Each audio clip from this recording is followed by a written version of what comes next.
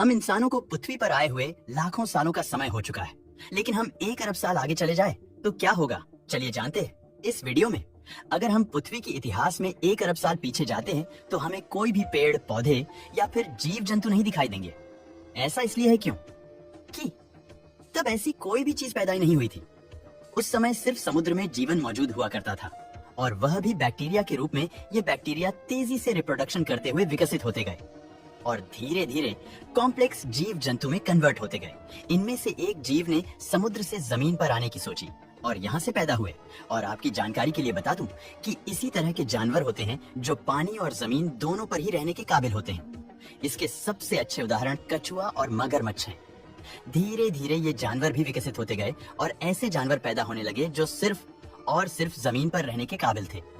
हम इंसान भी इसी कैटेगरी के जानवर है जो बहुत लंबे समय तक विकसित होने के बाद इस पृथ्वी पर आ पाए हैं।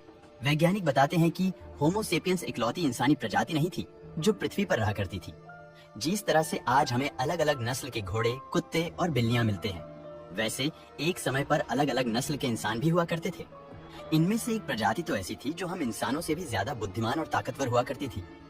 हम इंसानों के डीएनए का करीब 2.5% हिस्सा उन्हीं इंसानों के डीएनए से बना हुआ है, लेकिन कुछ मिस्टीरियस कारणों की वजह से वह करीब 40,000 साल पहले विलुप्त हो गए। ऐसा माना जाता है कि उनके विलुप्त होने के पीछे भी होमो सेपियंस का ही हाथ है, लेकिन इस बात को प्रूव करने के लिए बहुत ही ठोस सबूत की जरूरत पड़ेगी, जो भी वैज्ञानिक के पास है ही नहीं। खैर, इंसानों की उस प्रजाति को निएंडरथल कहा जाता था और वे कुछ ऐसे दिखाई देते हैं। 1 अरब साल का समय बहुत बड़ा होता है। आपको जानकर हैरानी होगी कि इंसानों ने घर बनाना और खेती करना मात्र 12,000 साल पहले एग्रीकल्चरल रिवॉल्यूशन के दौरान शुरू किया था।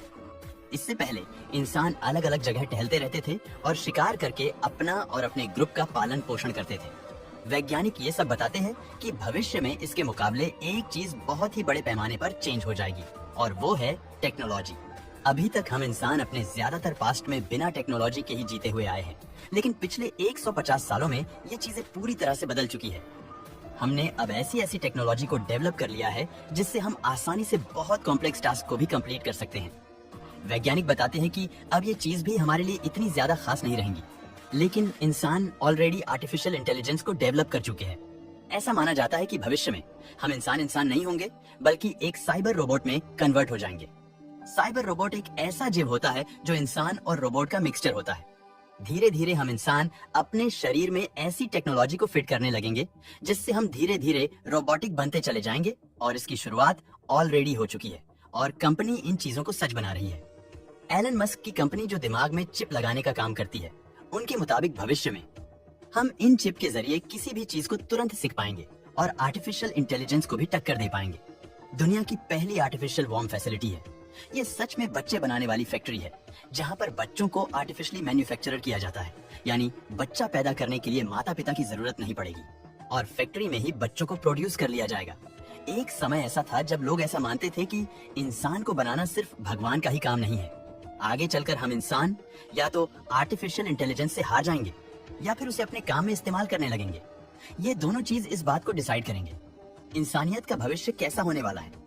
अगर आर्टिफिशियल इंटेलिजेंस हमारे कंट्रोल से बाहर निकल जाता है तो हम इंसानों के खत्म होने के चांसेस बहुत ज्यादा बढ़ जाएंगे।